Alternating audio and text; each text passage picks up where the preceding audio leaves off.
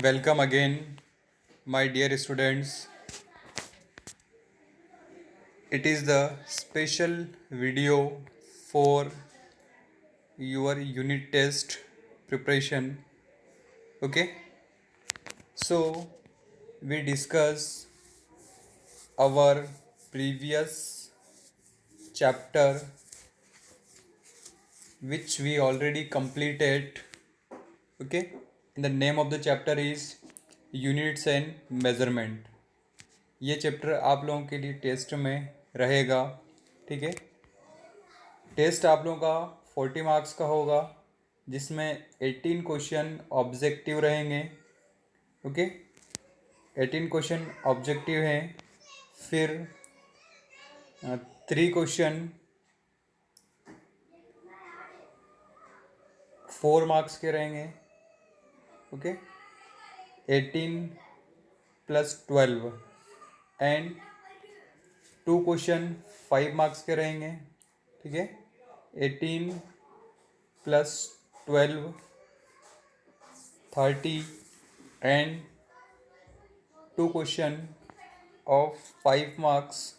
5 marks means 10 marks, total 10 marks. Okay, so this is your exam pattern. Okay, objective कितने रहेंगे? 18 objective रहेंगे. ठीक है, 3 क्वेश्चन रहेंगे 4 मार्क्स के, तो टोटल कितने हो गए?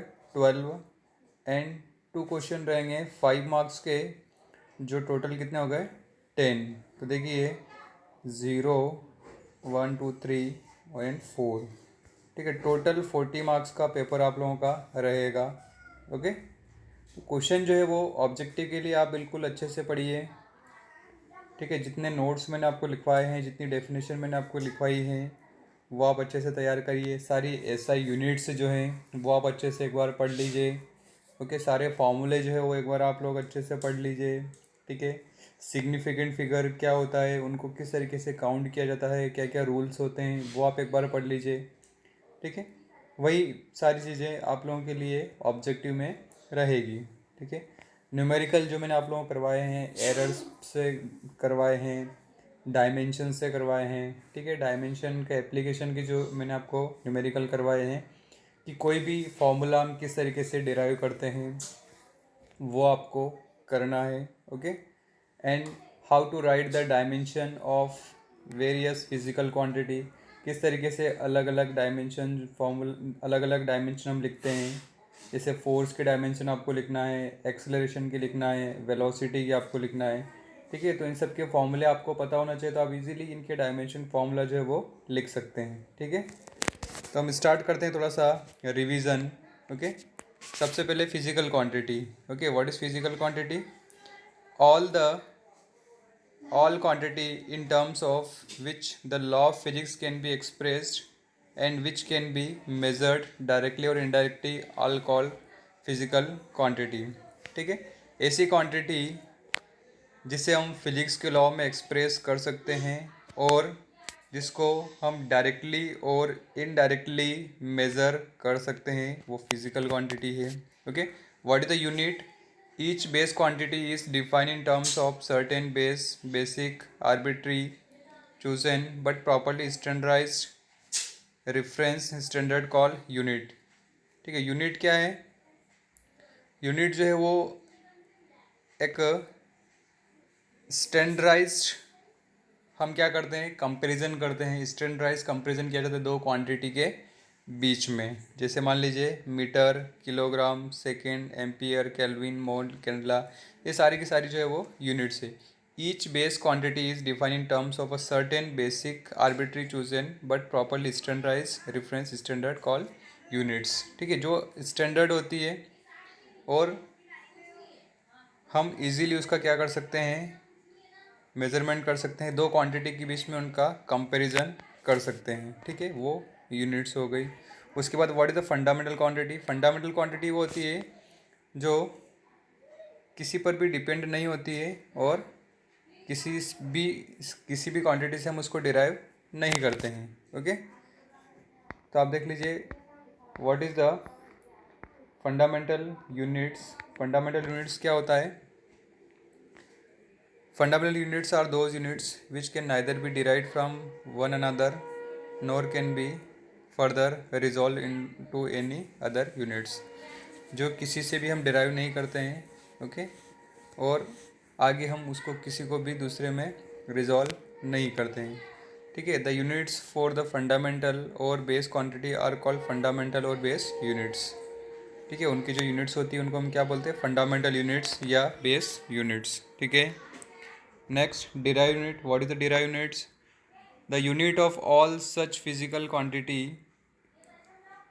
which can be expressed as a combination of base unit are called derived units, ठीक है. जो क्वांटिटी बेस क्वांटिटी की हेल्प से हम बनाते हैं या डिराइव करते हैं वो डिराइव्ड क्वांटिटी हो जाएगी, ठीक है. अब देखिए किसी भी स्टैंडर्ड यूनिट के क्या क्या कैरेक्टरिस्टिक्स होनी चाहिए. देखिए फर्स्ट क्या है, a unit selected for measuring a physical quantity must fulfil the following requirements. क्या क्या रिक्वायरमेंट्स है? It should be well define होना चाहिए. It should B suitable size suitable होनी चाहिए. It should be easily reproducible at all places.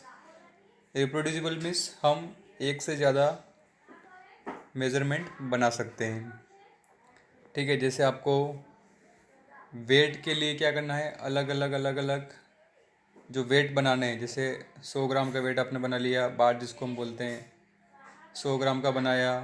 फिर आपने 500 ग्राम का बनाया, 1 kg का बनाया, 2 kg का बनाया, 5 kg का बनाया, ठीक है. आपने यहाँ बनाया, दूसरे प्लेस पर आप बना सकते हैं, कहीं पर भी ऑल ओवर द वर्ल्ड आप कहीं पर भी उसको डिज़ाइन ईजिली कर सकते हैं, ईजिली वो रिप्रोड्यूसिबल हो जाए. It should not change with time and from place to place. वो प्लेस टू प्लेस और टाइम के साथ में चेंज नहीं होनी चाहिए. It should not change with change in physical condition such as temperature, pressure. इससे में वो चेंज नहीं होनी चाहिए. It should be easily accessible, और वो इजीली वो क्या हो जाए, एक्सेसिबल हो जाए. मल्टीप्लाई डिवाइड उनको हम क्या कर सकते हैं, ऐड कर सकते हैं इस तरीके से, ठीक है. What is the system of units? System of units क्या है? देखिए, a complete set of units both fundamental and derived is called system of units, ठीक है. जो डिराइव क्वांटिटी और फंडामेंटल क्वांटिटी का एक सेट होता है कम्प्लीटली, उसको हम क्या बोलते हैं, सिस्टम ऑफ यूनिट्स उसको बोला जाता है, okay. in earlier time scientists of different countries were using different system of units for measurement. Three such system, the CGS system, FPS system and MK system were most extensively used, ठीक है. Ancient time में CGS system जो है सबसे पहले आया था. FPS सबसे पहले FPS था, ठीक है. MKS CGS था, फिर MKS था. इस तरीके के जो है वो सिस्टम ऑफ यूनिट्स उस समय यूज़ होते थे. FPS मीन्स क्या है, फुट पाउंड सेकेंड. CGS क्या है, सेंटीमीटर ग्राम सेकेंड. और MKS क्या है, metre kilogram and second, okay. The base unit for length, mass and time in this system were as follows, okay. हम अब बात करेंगे लेंथ, मास और टाइम की जो बेस यूनिट है वो क्या है, ठीक है. देखिए इन CGS system they were centimetre, gram and second. FPS foot pound second. और MKS में मीटर किलोग्राम एंड सेकेंड, जो भी मैंने आपको बताया है. SI सिस्टम ये सबसे इम्पोर्टेंट है, और यही आज की डेट में सबसे ज़्यादा जो है वो पूरे all over the world international level पर इस यूनिट्स को सबसे ज़्यादा अडॉप्ट किया गया है. What is the SI system?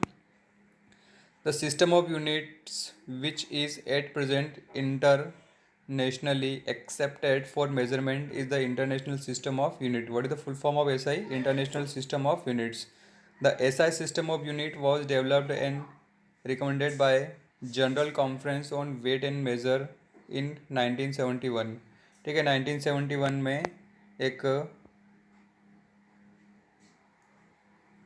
एक जनरल कॉन्फ्रेंस हुई थी जिसमें SI सिस्टम को एडॉप्ट किया गया था. In SI there are 7 base and 2 supplementary units, ठीक है. ये बहुत इंपॉर्टेंट है.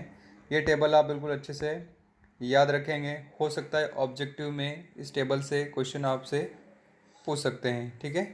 तो देखिए सबसे पहले हम बात करेंगे लेंथ की SI यूनिट क्या है, मीटर, और उसका सिंबल क्या है, M, ठीक है. नोट्स में भी आपको पहले मैं लिखवा चुका हूँ. मास किलोग्राम केजी, टाइम का सेकेंड, एस से उसको रिप्रेजेंट किया जाता है। Electric current ampere, capital A से उसको सिंबॉलिक फॉर्म में रिप्रेजेंट करेंगे। थर्मोडायनेमिक टेम्परेचर का केल्विन और कैपिटल के से इसको रिप्रेजेंट किया जाता है। अमाउंट ऑफ सब्सटेंस का मोल और एम ऑयल उसका सिंबल हो गया। एंड ल्यूमिनस इंटेंसिटी को कैंडेला से इसको रिप्रेजेंट किया जाता है और सी डी इसको सिंबॉलिक फॉर्म में लिखा जाता है। ठीक है, अब दो और सप्लीमेंट्री यूनिट्स है, ये भी आपको याद रखना है। प्लेन एंगल को रेडियन में मेज़र किया जाएगा, कोई भी एंगल होता है उसको रेडियन में मेज़र किया जाएगा, आर ए डी उसको लिखा जाएगा। सॉलिड एंगल को स्टेरेडियन और एस आर उसको लिखा जाएगा। ठीक है, अब देखिए इसी तरीके से यहाँ पर ही आपको दे रखा है प्लेन एंगल। प्लेन एंगल को कैसे डिफाइन करेंगे? It is defined as the ratio of length of arc D S to the radius R. ठीक है, D theta equal to D S upon R. जैसे आपने एक फॉर्मूला पढ़ा होगा 10th क्लास में, एंगल जो था वो क्या होता है? Arc upon radius.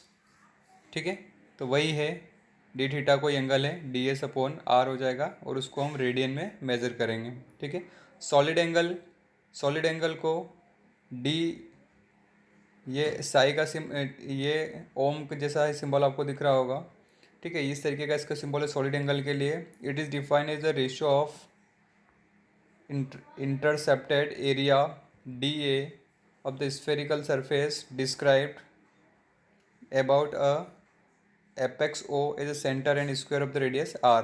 ठीक है, तो इसका formula D A upon R square, ये इस तरीके से फॉर्मूला हो जाएगा। आपको इनकी डेफिनेशन वगैरह का याद नहीं रखना है, सिर्फ आप इनके ऐसा यूनिट जो है वो याद रख लेंगे। ठीक है, और बहुत सारे सिंबल, ग्रीक सिंबल जो आपको दे रखे हैं। ठीक है, ये पूरी फिजिक्स में यूज़ होते हैं। ठीक है, जैसे ये देखिए ओमेगा, ओमेगा का सिंबल है इस तरीके से। साई जो है, साई का सिंबल हो गया। चाय इस तरीके से। फाई, ये फाई का हो गया। ठीक है, इस तरीके से बहुत सारे सिंबल फिजिक्स में यूज़ किए जाते हैं। आप लोगों ने रेजिस्टिविटी पढ़ा होगा जिसको रो लिखा जाता है। ठीक है, फिर मैंने आपको कुछ कॉमन प्रीफिक्स एंड सिंबल बताए थे, इस तरीके से देख लो आप लोग। ठीक है, ये जो सिंबल हैं इस तरीके से,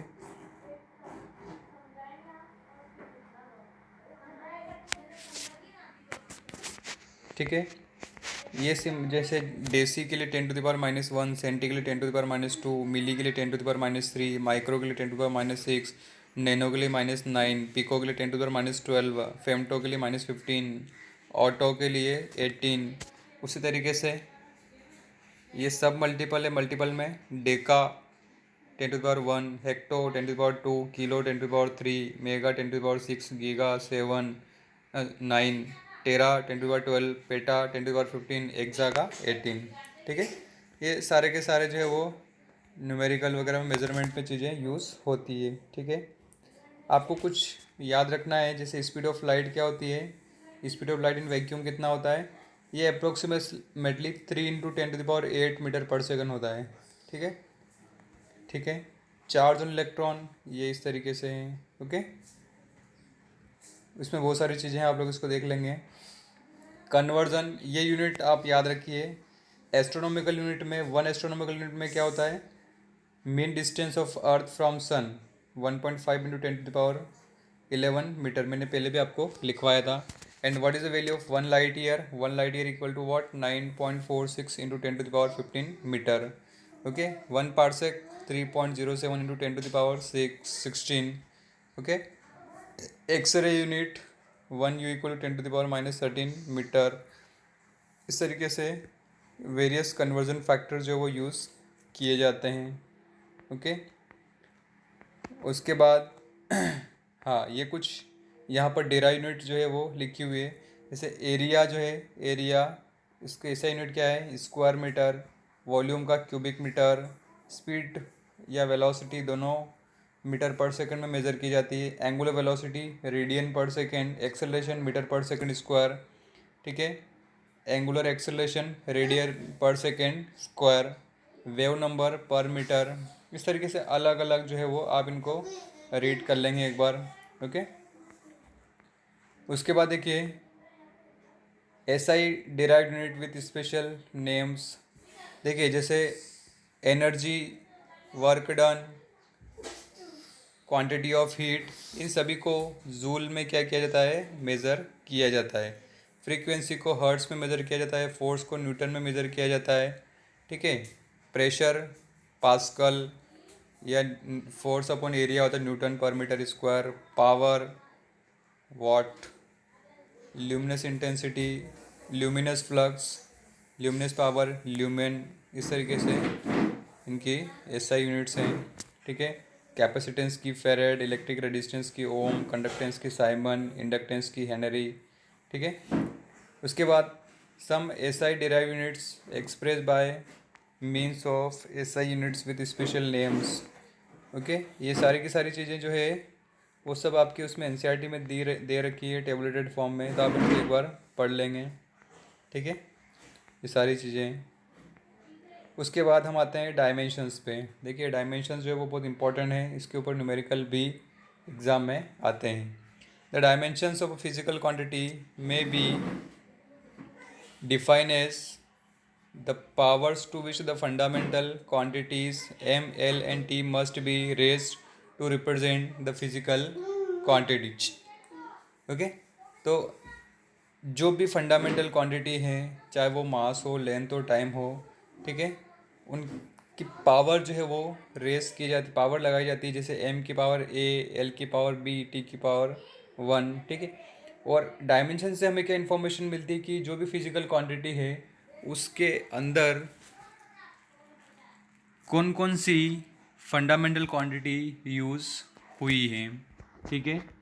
डायमेंशन फार्मूले की हम बात कर लें। When a physical quantity is expressed in terms of its dimension, it is called dimension formula of that quantity, ठीक है। जब हम उसका डायमेंशन फार्मूला जो है वो, जब किसी भी फिजिकल क्वांटिटी का हम डायमेंशंस लिखते हैं, ठीक है, तो उसका डायमेंशन फार्मूला होता है, ठीक है। जैसे मान लीजिए कि फोर्स का डायमेंशन फार्मूला, देखिए ये बहुत इंपॉर्टेंट है। फोर्स का डायमेंशन फार्मूला क्या है, m1 l1 t - 2, क्योंकि फोर्स क्या होता है, फोर्स का फार्मूला होता है मास इंटू एक्सेलरेशन, ठीक है। मास को हम क्या लिखते हैं m1, एक्सेलरेशन क्या हो गया मीटर पर सेकंड, ठीक है, मीटर पर सेकंड स्क्वायर, तो मीटर l1 हो जाएगा और सेकंड स्क्वायर अपॉन में तो ऊपर जाएगा t-2, तो ये हो जाएगा आपका m1 l1 t-2, ये डायमेंशन फार्मूला किसका, फोर्स का, ठीक है।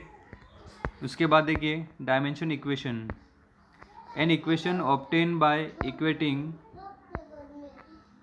अ physical quantity with its dimensional formula is called the dimension equation of a physical quantity। जो डायमेंशन फार्मूला है वही आपका डायमेंशन इक्वेशन है, ठीक है। डायमेंशन इक्वेशन और equation represent the dimension of physical quantity in terms of base quantity, okay. किसी भी फिजिकल क्वांटिटी को बेस क्वांटिटी की टर्म्स में हम रिप्रेजेंट करते हैं, वही क्या होता है, डायमेंशन फार्मूला जो है वो रहेगा आपका, ठीक है। उसके बाद देखिए कुछ इसमें न्यूमेरिकल जो है वो दे रखे हैं। जैसे मान लीजिए एक एग्जांपल यहाँ पे है, किस तरीके से आप डायमेंशन फार्मूला जो है वो डिराइव करेंगे, okay. Consider a simple pendulum having a bob attached to a string that oscillate under the action of force of gravity. Suppose that the period of oscillation of simple pendulum depends on its length। देखिए जो time period है वो किस किस पर depend कर रहा है, लेंथ पर, mass of the bob and acceleration due to gravity. Derive the expression for its time period using the method of dimension, ठीक है। डायमेंशन मेथड का आपको यूज़ करना है और फॉर्मूला डिराइव करना है, ठीक है। सिंपल पेंडुलम जो है वो मैंने आपको पहले बताया था, तो सिंपल पेंडुलम लाइक दिस, यहाँ पर कोई सपोर्ट है और ये बॉब है, ठीक है, ठीक है। इस तरीके से ये टू एंड फ्रो क्या करता है, ऑसिलेट होता है इस पोजीशन पे, ठीक है, इस तरीके से, ठीक है। ये उसकी क्या हो गई, लेंथ हो गई, ये मास हो गया इस बॉब का, ठीक है। और ये हैंग होता है तो एक्सेलरेशन ड्यू टू ग्रेविटी लगती है, अर्थ की ग्रेविटी इसके ऊपर काम करेगी, ठीक है। इस तरीके से हम सिंपल पेंडुलम जो है वो बनाते हैं। Now we want to derive the expression for the time period of oscillation. Oscillations का मतलब क्या है कि ये जो पेंडुलम है ये इस तरीके से क्या होगा, जैसे आपने इसको यहाँ से पकड़ के यहाँ पर लाए और फिर इसको छोड़ दिया तो ये एस इधर आएगा, ठीक है, मतलब इधर आएगा, फिर वापस इधर जाएगा, फिर इधर आएगा, फिर इधर जाएगा, ठीक। तो इस तरीके से उसका ऑसिलेशन चलता रहेगा, ठीक है। तो जो आपको है इसका टाइम पीरियड जो है वो फाइंड करना है। The dependence of time period T on quantity L G N M as a product में भी रिटर्न एज। तो जो टाइम पीरियड है उसको हम इस तरीके से लिख सकते हैं कि टाइम पीरियड किस किस पर डिपेंड कर रहा है।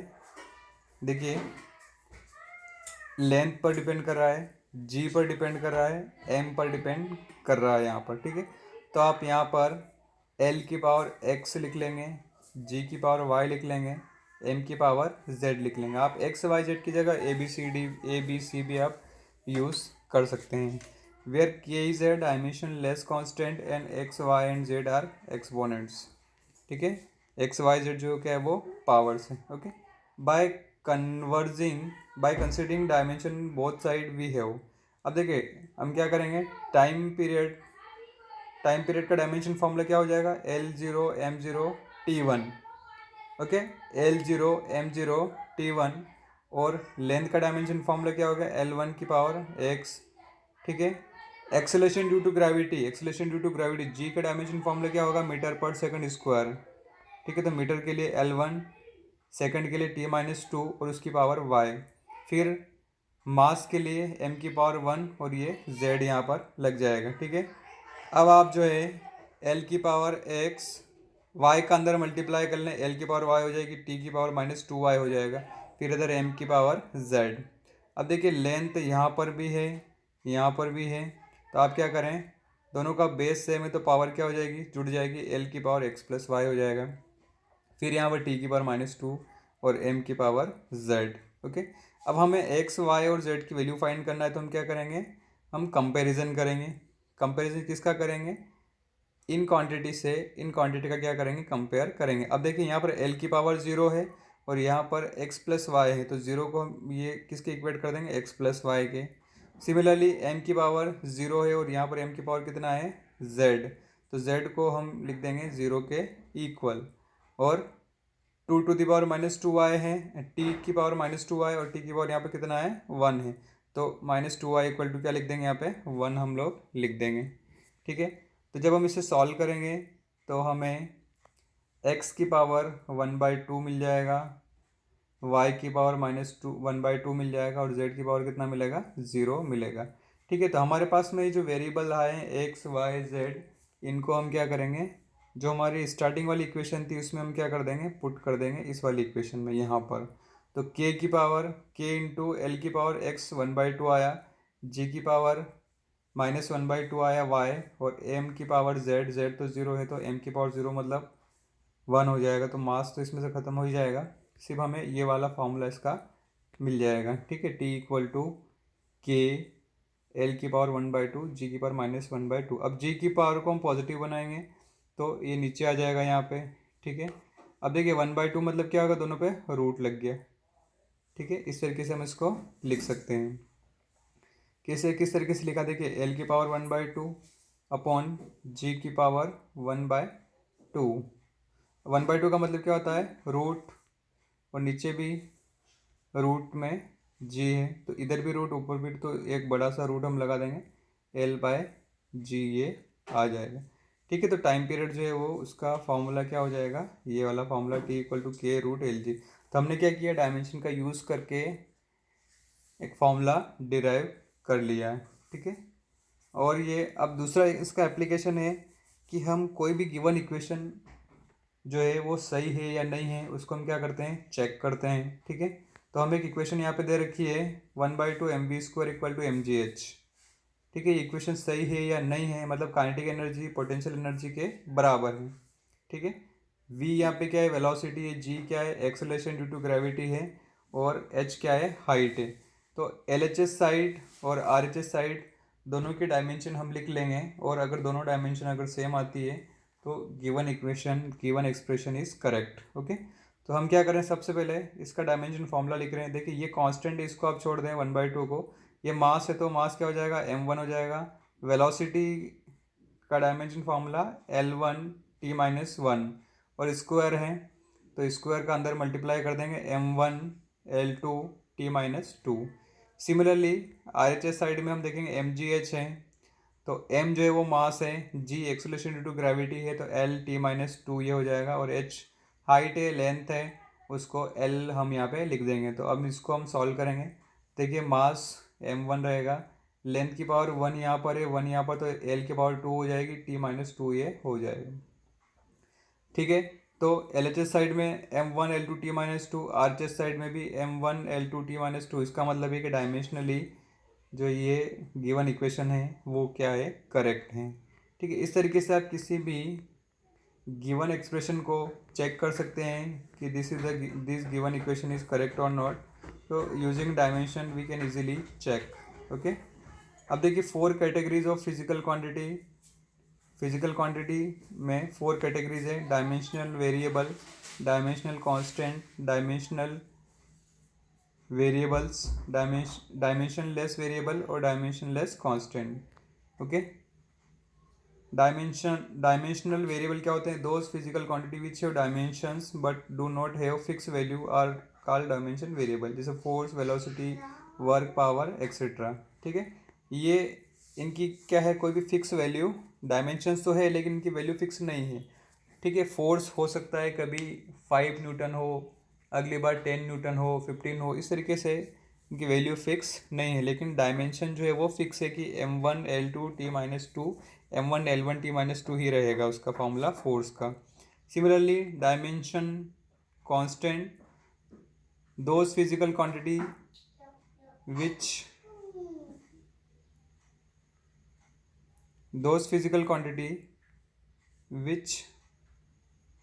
possess dimensions and have fixed value are called dimension constant, जिसमें डायमेंशन भी है और फिक्स वैल्यू भी है, उसको हम क्या बोलते हैं, डायमेंशन कांस्टेंट बोलते हैं। जैसे मान लीजिए ग्रेविटेशनल कांस्टेंट कैपिटल G जिसको हम बोलते हैं, प्लैंक्स कांस्टेंट जैसे h है, वेलोसिटी ऑफ लाइट, इनकी वैल्यू क्या फिक्स है, उनका डायमेंशन भी फिक्स है। ठीक है, कभी भी ग्रेविटेशनल कांस्टेंट की वैल्यू नहीं चेंज होती है, प्लैंक्स कांस्टेंट की वैल्यू भी कभी चेंज नहीं होगी। प्लैंक्स कांस्टेंट की वैल्यू होती है 6.34 इंटू 10⁻34 जूल सेकेंड।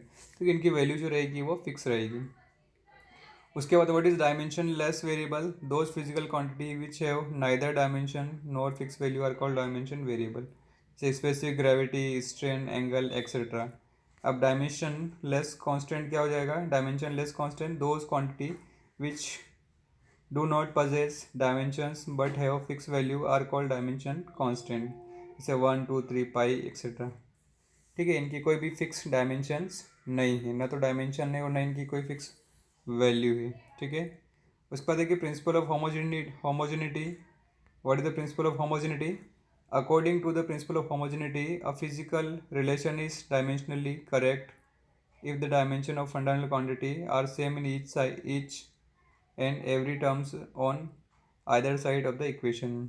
ठीक है, LHS साइड और RHS साइड में अगर मान लीजिए दोनों फिजिकल क्वांटिटी की डायमेंशन अगर सेम है तो उसको हम बोलते हैं प्रिंसिपल ऑफ होमोजेनिटी। ठीक है, this principle is based on fact that only quantities of same kind और डायमेंशन कैन बी एडेड और सब्ट्रैक्टेड। ठीक है, सेम काइंड ऑफ डायमेंशन और सेम काइंड और डायमेंशन कैन बी एडेड और सब्ट्रैक्टेड।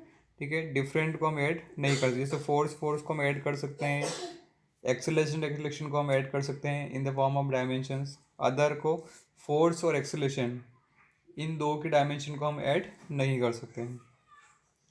ठीक है, इसके बाद है कि uses of dimension. Uses of dimension में क्या है, the following are to check the consistence of physical relation. ठीक है, अभी मैंने आपको बताया, हमने काइनेटिक एनर्जी और पोटेंशियल एनर्जी को mgh को क्या किया है, इक्वल प्रूफ किया, मतलब हमने एक रिलेशन जो है वो सही है या नहीं है ये डायमेंशन से चेक कर लिया है। ठीक है, to recapitulate a forgot formula. ठीक है, to recapitulate a forgot formula, dimension से हम कोई भी फार्मूला जो है वो डिराइव कर सकते हैं। To derive relationship between different quantity, ये भी वही अभी हमने सिंपल पेंडुलम वाला क्वेश्चन किया था, उसमें हमने टाइम पीरियड जो है वो किस किस पर डिपेंड था उसका यूज़ करके हमने एक फॉर्मूला डिराइव कर लिया, T=K√L/G। ठीक है। To convert one system of unit into another, एक सिस्टम से दूसरी सिस्टम में भी हम यूनिट को कन्वर्ट कर सकते हैं। To find the dimension of constant given relation, एक और उसका इसका यूज़ क्या है, to find the dimensions of constant in a given relation. ठीक है, हम क्या कर सकते हैं, किसी भी रिलेशन का डायमेंशन जो है वो फाइंड कर सकते हैं। ठीक है, तो ये एग्जाम्पल है, उसमें दे रखा आपको, check the correctness of a relation. ठीक है, कि ये गिवन एक्सप्रेशन सही है या नहीं है। ठीक है,